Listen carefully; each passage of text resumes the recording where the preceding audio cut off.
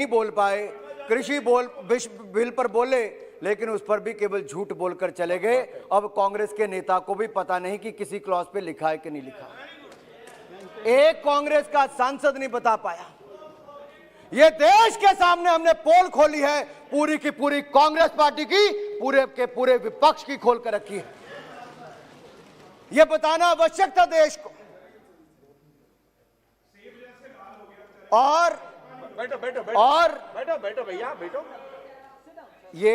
ये जो नहीं मैं बताता हूं आप बोलते जाइए। मैडम, मैं कहना नहीं चाहता था, रवनीत बिट्टू जी लाली लाली की बात करते हैं। ये किसानों के आंदोलन में गए थे, इनके गाल लाल होकर आए हैं भैया, बताना चाहते हैं।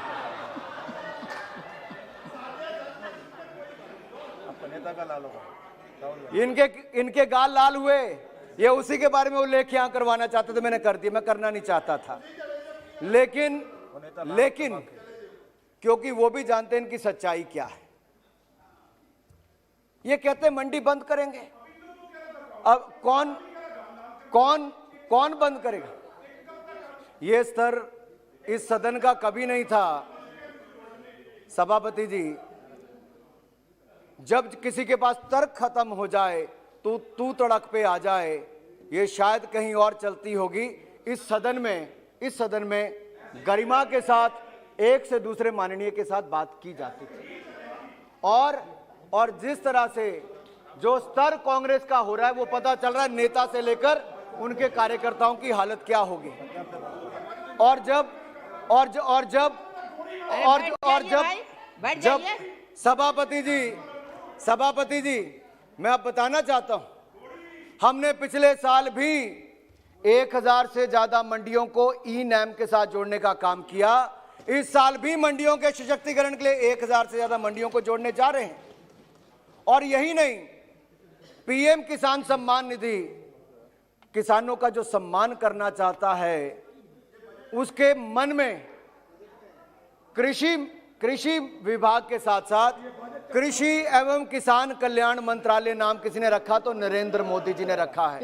और किसानों के कल्याण के लिए पीएम किसान सम्मान निधि मोदी सरकार लेकर आई। अब तक 1,14,000 करोड़ से ज्यादा किसानों को दिया है, तो नरेंद्र मोदी जी की सरकार ने देश के किसानों को दिया। ये बार बार सुगोता राय जी कहते हैं कि कम कर दिया, बजट कम कर दिया, क्योंकि पश्चिम बंगाल की सरकार किसानों को वहां पर पैसा नहीं देना चाहती थी, जो मोदी सरकार यहां से किसानों को पैसा भेजना चाहते थे। आपकी मुख्यमंत्री, आपकी सरकार उनको नहीं देना चाहती थी। इसीलिए 14,000 करोड़ अगर पश्चिम बंगाल के किसानों का हक किसी ने मारा है, तो तृणमूल कांग्रेस की सरकार ने वहां पर मारा है।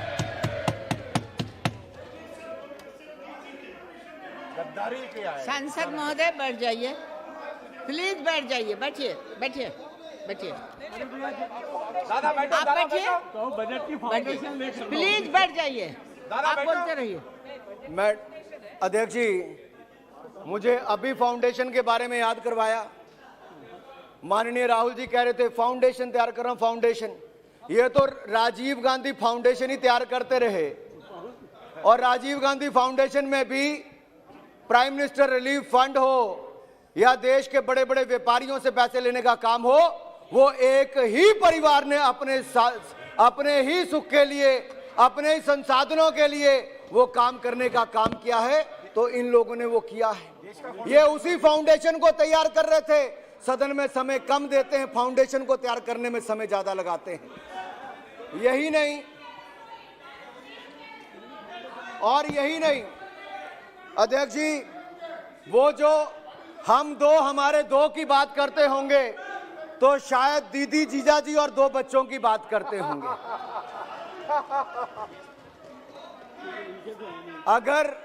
अगर हम दो हमारे 2 दीदी जीजा जी और उनके 2 हैं, तो मैं समझ सकता हूं इनके परिवार में चलता रहा आज तक। और अगर ये चलता रहा है तो देश को लूटने का काम किया है। और यही नहीं, इसके आगे मैं आपके सामने कुछ बातें जरूर रखना चाहता हूं। एमएसपी की बात की, एमएसपी को कौन खत्म कर रहा है? कहां लिखा एमएसपी को खत्म करने की बात? एक भी लाइन कहीं पर एमएसपी को खत्म करने की नहीं है। मैं आपके सामने स्पष्ट तौर पर कहना चाहता हूं, एमएसपी की प्रोक्योरमेंट और एमएसपी का प्राइस, ये दोनों ही बढ़े हैं तो नरेंद्र मोदी जी की सरकार के समय बढ़े। और मैं आपके सामने कुछ आंकड़े रख के जरूर कहना चाहता हूं, क्योंकि ये बताना जरूरी है। जहां तक वीट की बात है, 2013-14 में 33,874 करोड़ रुपया खर्च किया खरीद के लिए, तो गेहूं पर वो बढ़ाकर हमारी सरकार के समय 75,068 करोड़ रुपया इस साल खर्च हुआ है 2021 में। और यही नहीं, धान के लिए अगर इनकी सरकार के समय 63,000 करोड़ खर्च हुआ, तो अब हमारे एक साल में बढ़कर 1,72,000 करोड़ से ज्यादा हुआ। इनकी सरकार के समय 5 सालों में जितना पैसा खर्च हुआ एमएसपी खरीद पर, उससे 2.5 गुना ज्यादा नरेंद्र मोदी जी की सरकार ने किसानों को एमएसपी खरीद पर पैसा दिया है। 8 लाख करोड़ रुपए से ज्यादा दिया। कृषि बिल पर यह क्या चर्चा करेंगे? अगर मोदी जी ने, माननीय प्रधानमंत्री जी ने पिछले कल कहा कि मंडी व्यवस्था है और रहेगी, लेकिन मंडी व्यवस्था के अलावा भी ऑप्शन दी जा सकती, कोई कंपल्शन नहीं है, ऑप्शनल है। आप चाहे मंडी में जाएं, आप चाहे मंडी से बाहर किसी के पास जाएं। अरे कहीं ये कानून लिखा है कि राहुल गांधी वहीं से लड़ेंगे, अमेठी से जहां चुनाव हारे वायनाड नहीं जा सकते? राहुल गांधी कहीं से जाकर चुनाव लड़े, लेकिन देश का किसान, अमेठी का किसान वायनाड में जाके सामान नहीं बेच सकता? ये कहां पर लिखा है? उनके लिए अधिकार नहीं है, वो कहीं पे भी जाके लड़ सकते हैं, लेकिन किसान को जाकर कहीं पर अपना सामान बेचने का अधिकार नहीं। राहुल गांधी को पता। और दादा बैठो। इसके अलावा भी दलहन तिलहन के दाम हो तो दालों के तो 40% ज्यादा। राहुल गांधी का जवाब दे रहे सुरेश जी, माननीय सभापति जी, बैठिए, बैठ जाइए। माननीय सभापति जी, आप बैठ जाइए। I am not yielding madam. आप अपने टाइम में बोलिएगा। सुरेश जी, मैडम अध्यक्ष सुरेश जी, जी, आप बोलते रहिए। Okay okay okay okay okay Suraj ji, आप बोलते रहिए। Good bye. वैसे तो पूर्व प्रधानमंत्री जी जो इनकी पार्टी से ही आते थे, उनको लाल और हरी मिर्च में अंतर पता नहीं था, और ये जो आज भाषण देकर गए, इनको गेहूं और जौ में अंतर पता नहीं है। ये कृषि पर क्या ज्ञान बांटेंगे? ये अपना मजाक उड़वा कर गए, पूरे देश में मजाक बनेगा। और यही नहीं, ये तो जो आंदोलन जीवी हैं, इन आंदोलन जीवियों के लिए आप कल्पना कीजिए, कांग्रेस के एक नेता ने आज कह दिया कि वो महात्मा गांधी देश के सबसे बड़े आंदोलन जीवी हो। कांग्रेस के नेता ने कहा, कहां मिला दिया राष्ट्रपिता महात्मा गांधी जी को?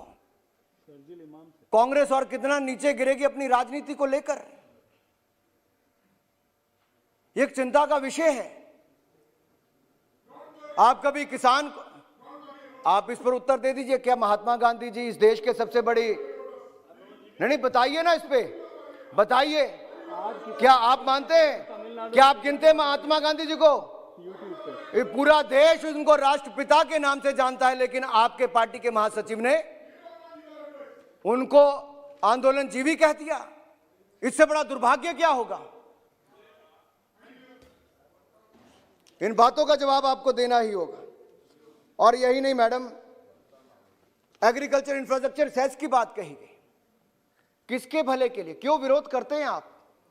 एक तरफ से आप कहते हैं 50-60% सामान सड़गल जाता है, मंडी तक नहीं पहुंच पाता, उसकी अनाज का भंडारण का सिस्टम नहीं है,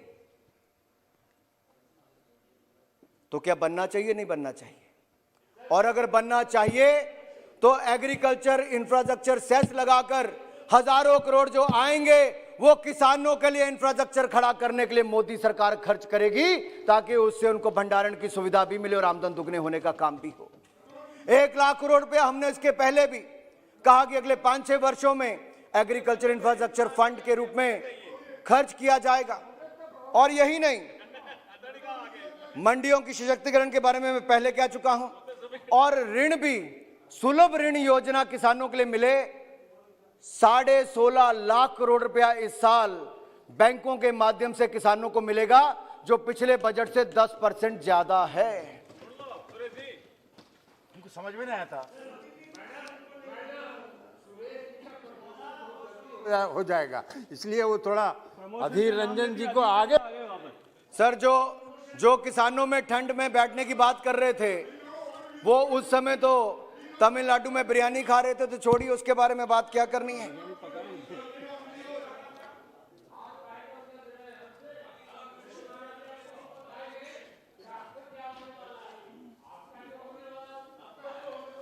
मैडम, यहां पर कहा गया कि जीएसटी को लाए, आप क्यों नहीं लाए? आप भी लाना चाहते थे, क्योंकि आप राज्यों की सरकारों को कंपनसेट करने के लिए तैयार नहीं थे। हम कोऑपरेटिव फेडरलिज्म में विश्वास करते हैं।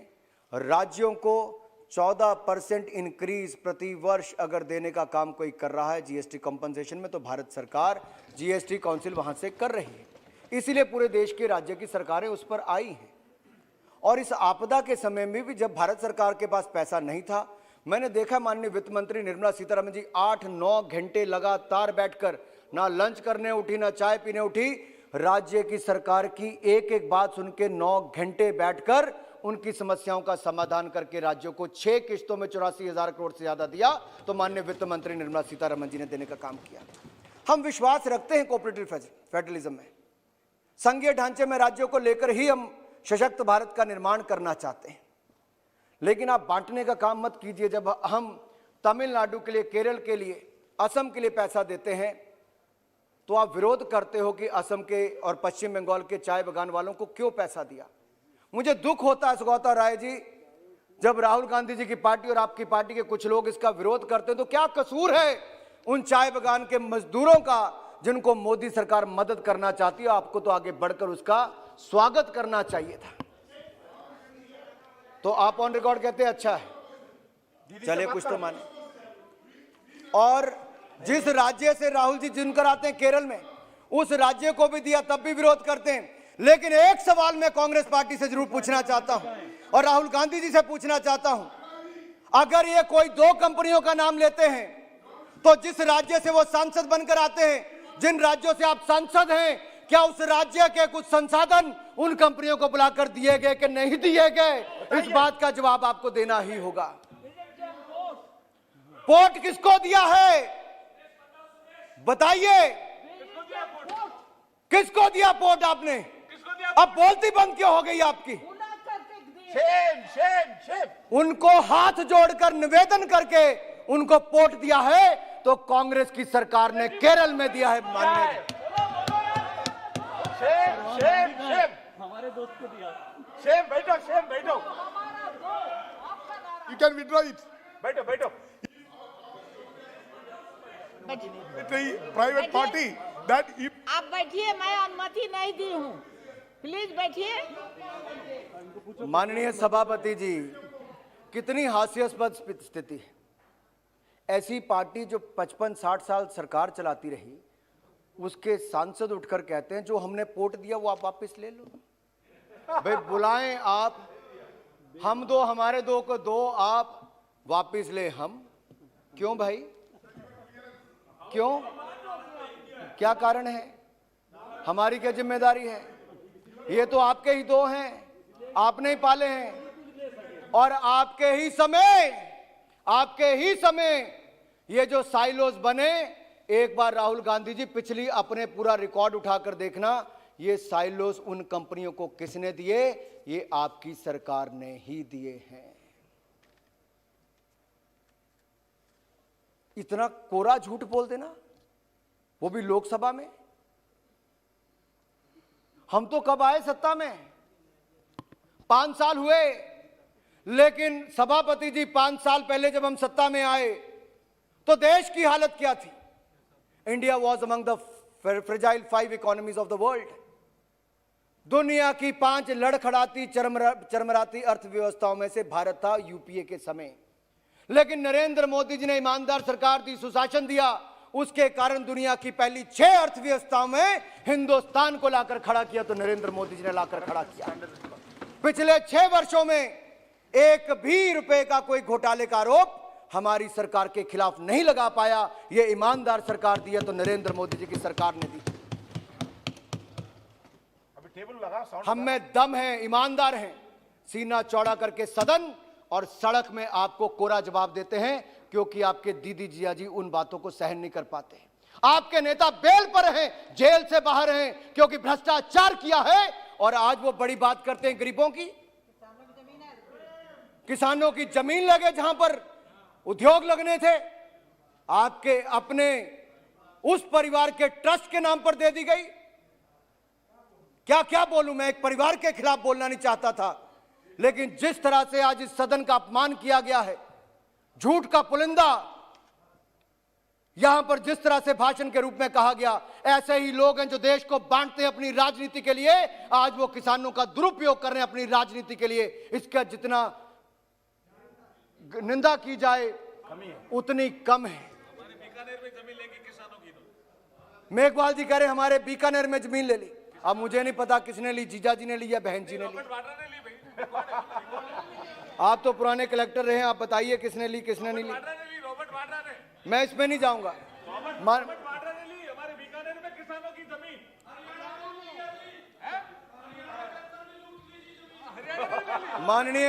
माननीय सभापति जी, यूपी वाले कहते हमारी जमीन ले गए, बीकानेर वाले कहते हमारी ले गए, राजस्थान वाले कहते हमारी ले गए, हरियाणा वाले कहते हमारी ले गए। छोड़ा किसको है इस परिवार ने? किसी को तो छोड़ा होता। ऊपर चीन से पैसा ले लिया, ऊपर चीन से और पैसा ले लिया। देखिए, आज जब राजनाथ जी यहां से चीन पर अपनी एक टिप्पणी कर रहे थे, जो बॉर्डर पर किस तरह से वहां से विरोध हो रहा था, खुशी होनी चाहिए थी कि मोदी है तो मुमकिन है। और पूरी सर्दियों के समय, ठंड के समय भी हमारे सेना के जवानों ने जितनी मुस्तैदी के साथ, वीरता के साथ देश की रक्षा सुरक्षा की है, वो देश के लिए गर्व की बात है। मैं इस मंच से देश के सैनिकों का बहुत बहुत आभार प्रकट करता हूं। और मैंने किया, हमारे साथियों ने किया, लेकिन उधर से अभी भी सैनिकों का कोई मान सम्मान नहीं करता। मैं एक बार फिर बोलता हूं, देश की सीमा पर जो देश के सैनिकों ने देश की रक्षा सुरक्षा करने का काम किया, देश की जनता के साथ साथ देश के सदन के इस लोकसभा के सदस्य उनका बहुत बहुत आभार प्रकट करते हैं। यही देश को दिखाना था कि एक एक व्यक्ति भी वहां से देश के सैनिकों का सम्मान करने के लिए तैयार नहीं।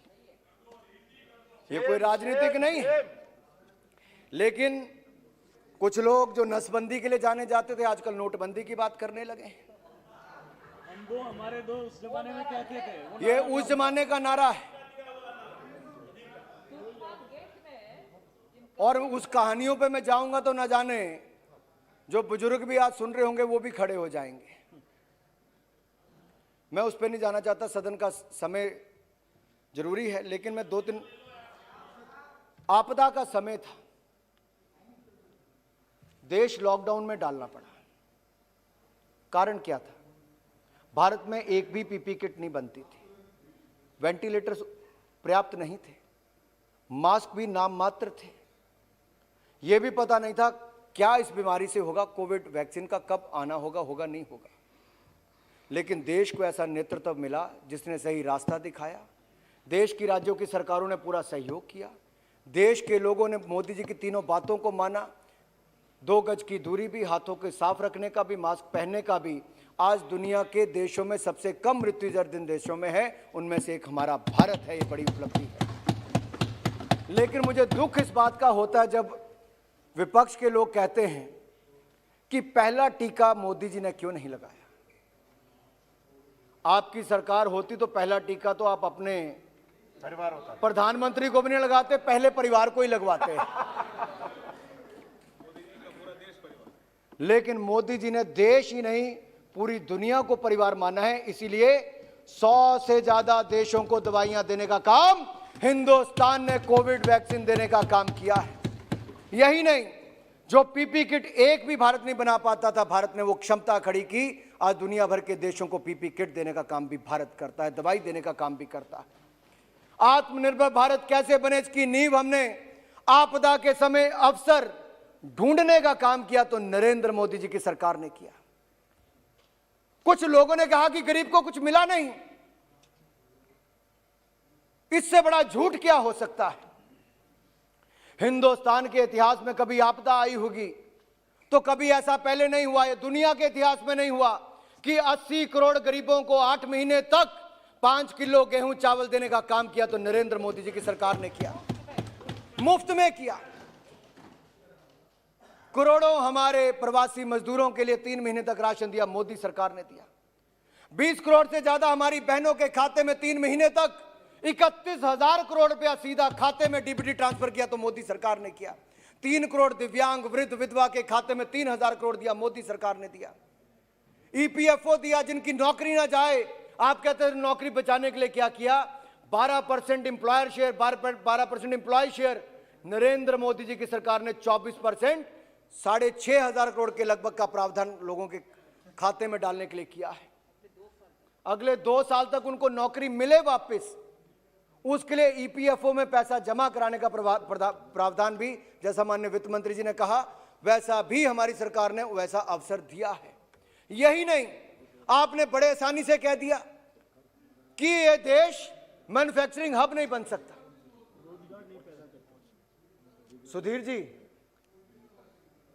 आपने कहा कि यह देश मैन्युफैक्चरिंग हब नहीं बन सकता। यही अंतर है 2 विचारधाराओं में, क्योंकि आप जब बॉर्डर पर चीन की सेना भारत को आंखें दिखाती है, आप चाइनीज अधिकारियों के साथ सूप पीने चले जाते हो, आप भारत की चिंता नहीं करते।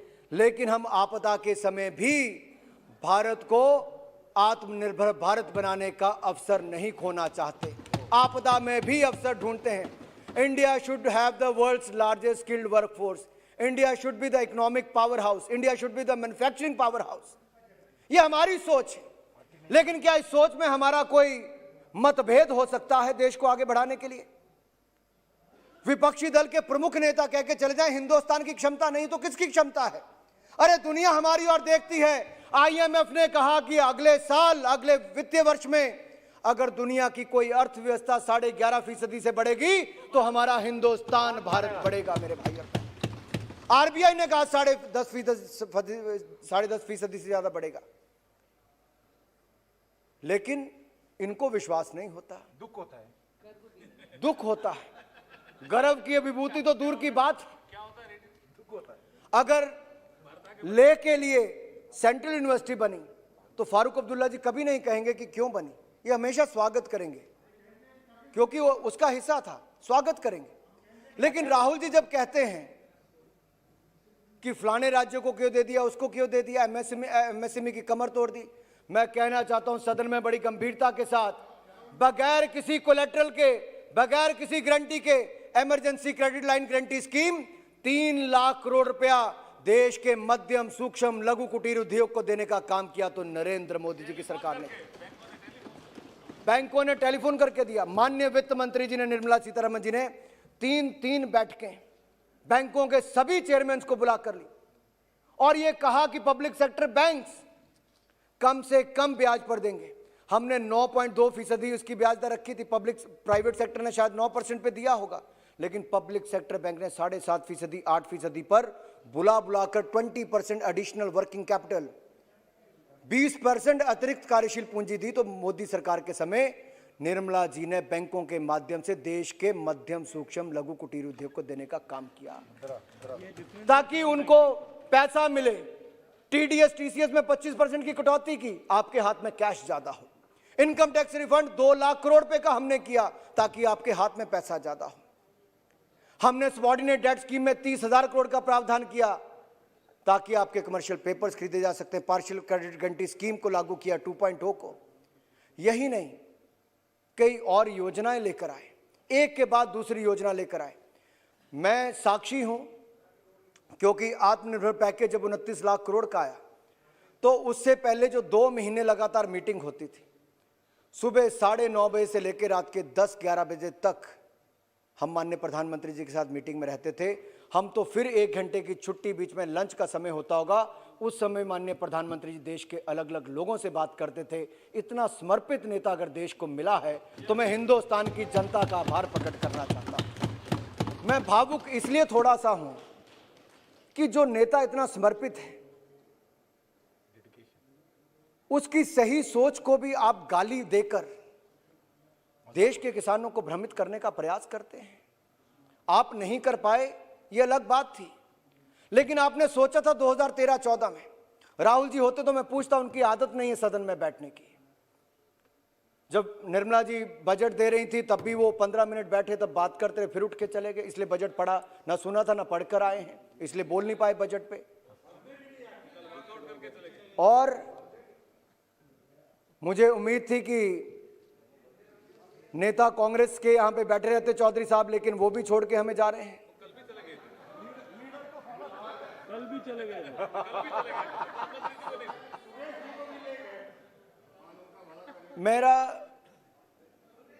मेरा निवेदन इतना रहेगा, अगर विपक्ष के पास कोई अच्छे सुझाव हैं, मैं आपको विश्वास दिलाता हूं इस सरकार में जिस तरह से ग्रुप ऑफ मिनिस्टर्स में भी चर्चा होती, माननीय प्रधानमंत्री जी भी देश के सभी स्टेक होल्डर से पिछले 9-10 महीने में लगातार बातचीत करते रहे, और देश के जो बड़े बड़े बुद्धिजीवियों ने, अर्थशास्त्रियों ने जो सुझाव दिए, हमने उन सब सुझावों को मानते हुए इस बजट को लाए। तभी जाकर कैपिटल एक्सपेंडिचर 34.5% ज्यादा किया है। 5.5 लाख करोड़ रुपए की वृद्धि कैपिटल एक्सपेंडिचर में हुई, तो देश के अर्थशास्त्रियों ने इसका सुझाव दिया था। आखिर सेंसेक्स ऐसे नहीं इतना उछाल मारा, पहले दिन 2200 पॉइंट, फिर 1200 पॉइंट, फिर 51,000 से ऊपर पहुंच जाए, क्यों नहीं पहले गया? कुछ तो किया होगा। मुझे इशारा किया है कि बस खत्म करना है, लेकिन मैं ये कहूंगा कि उस आपदा के समय भी हम रिफॉर्म्स में पीछे नहीं रहे।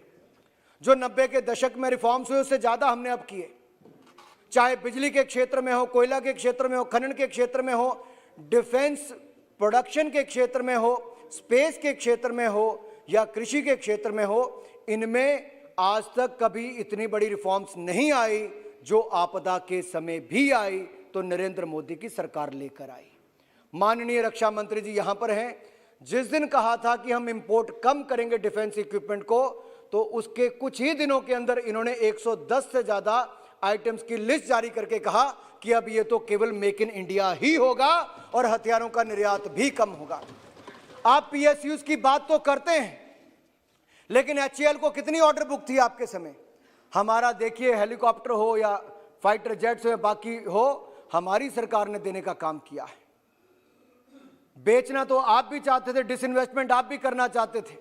2004 से लेकर 9 तक आपने पूरी ताकत लगाई डिसइन्वेस्टमेंट के लिए, लेकिन आप 8,499 करोड़ रुपया रेज कर पाए, केवल 8,499 करोड़ रुपया। कारण आप राफेल जेट क्यों नहीं खरीद पाए? जीजा जी का इंतजार हो रहा था, बातचीत चल रही थी, कमीशन सेट नहीं हुआ, और कितना मिलेगा उसकी सेटिंग हुई नहीं थी। किसके बारे में? आपके 2G 3G कोयला।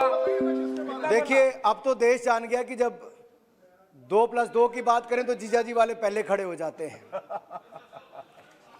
यही नहीं, मैं एक बात जरूर कहना चाहता हूं। आपने बैंकों की बात कही, बैंक आप ऐसी दुर्दशा में छोड़कर चले गए थे कि 2015 में हमें एसेट क्वालिटी रिव्यू करवाना पड़ा। सही एनपीएस हम देश के सामने लेकर आए। 5.5 लाख करोड़ रुपए की कैपिटल री इन्फ्यूजन हम लोगों ने, रिकैपिटलाइज हम लोगों ने किया। 12 बैंक हमने बनाए एमलगमेशन करके, और पीसीए फ्रेमवर्क से भी लाए तो हम लाए 20,000 करोड़ रुपया। इस बार भी आदरणीय निर्मला जी ने इसमें रखा है बैंकों की रिकैपिटलाइजेशन के लिए, और डेवलपमेंट फाइनेंस इंस्टीट्यूशन की लंबे समय से मांग थी, वो भी बनाने का काम कर रही है। तो नरेंद्र मोदी जी की सरकार कर रही है उसके। और जो फोन बैंकिंग आप लोग करते थे, हमने वो भी बंद कर दिया है। यही नहीं, आप बड़े वर्षों तक अनुसूचित जाति की राजनीति करते रहे, अल्पसंख्यकों की करते रहे। आपने जाति और धर्म के नाम पर वोट मांगा, लेकिन हमने कभी वोट किसी ऐसे आधार पर नहीं, हमने विकास के नाम पर सदा जनता के सामने गए। और इस बजट में भी माननीय निर्मला जी ने अनुसूचित जाति के लिए अक्रॉस मिनिस्ट्रीज अगर बजट में बढ़ोतरी की है 51.65% की है। हमने उसको 83,000 करोड़ से बढ़ाकर 1,26,000 करोड़ कर दिया। सामाजिक न्याय अधिकारिता मंत्रालय के लिए 28% वृद्धि की है, सोशल जस्टिस एम्पावरमेंट मिनिस्ट्री के लिए। और जो दिव्यांगों के लिए मंत्रालय में एक डिपार्टमेंट है उसके लिए 30% की वृद्धि की है। ये कौन है? आप कहते हैं आम आदमी के लिए बजट नहीं, ये आम नहीं तो कौन आम? किसानों के लिए 65,000 करोड़ रुपए अगर हमने बजट में प्रावधान किया पीएम किसान में, तो ये नहीं तो और कौन है आपके लिए आम? यही नहीं, मैं आपसे निवेदन करना चाहता हूं कि आप राजनीति से ऊपर उठकर देश के हित में कुछ निर्णयों का स्वागत करें। हमने पहले भी कहा कि मंडियों में केवल सरकारी मंडी में या सरकार के जो अभी मंडियां हैं उसमें या जो नई व्यवस्था बन रही है उसमें किसी को जाना मजबूरी नहीं है, कंपलसरी नहीं है, ऑप्शनल है। आप आज भी अपना सूट साड़ी कैप कुछ भी खरीदने जाते हैं, कोई आपको ये नहीं कहता इसी दुकान पे जाइए।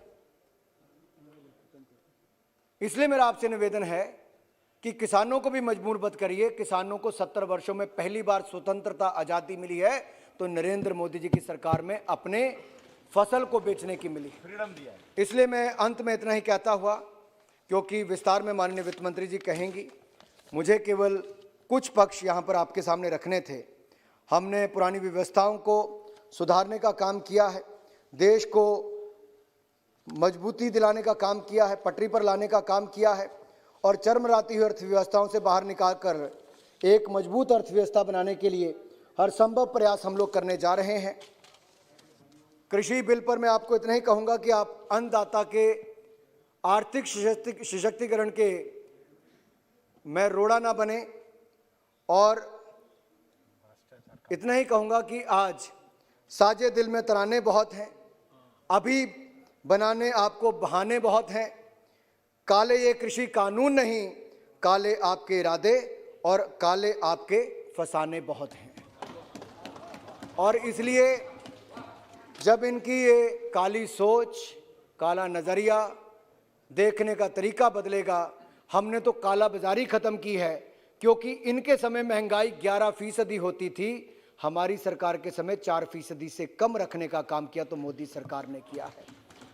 ये किसी पहलू पर बजट के, अर्थव्यवस्था के या कहीं पर भी अपनी बात रखेंगे, मैं इतना ही कहूँगा कि फिस्कल प्रूडेंस की बात करनी हो, इनके समय 5.6% फिस्कल डेफिसिट था, जिसको कम करते 3.5% से कम मोदी सरकार लेकर आई। और आगे भी आदरणीय निर्मला जी ने कहा कि फिस्कल कंसोलिडेशन का हमारा पाथ क्या होगा, कैसे हम इसको कम करते आएंगे। लेकिन देश को आज खर्च करने की जरूरत थी, कैपिटल एक्सपेंडिचर के लिए, डिमांड बढ़ाने के लिए। लोगों के हाथ में हमने पैसा भी दिया, अन्न और धन की कमी ना लोगों के लिए छोड़ी है, ना गरीब के लिए, ना जनता के लिए और ना व्यापारी के लिए, ना ही आगे छोड़ेंगे। हिंदुस्तान को $5 ट्रिलियन इकॉनमी बनाने का सपना और संकल्प मोदी सरकार ने लिया है। आत्मनिर्भर भारत बनाते हुए हम भारत को $5 ट्रिलियन इकॉनमी भी बनाएंगे। इन्हीं शब्दों के साथ आपका बहुत बहुत धन्यवाद। श्री जगदेव गल्ला जी। अभी नहीं मैडम, अभी कुछ नहीं, अभी नहीं।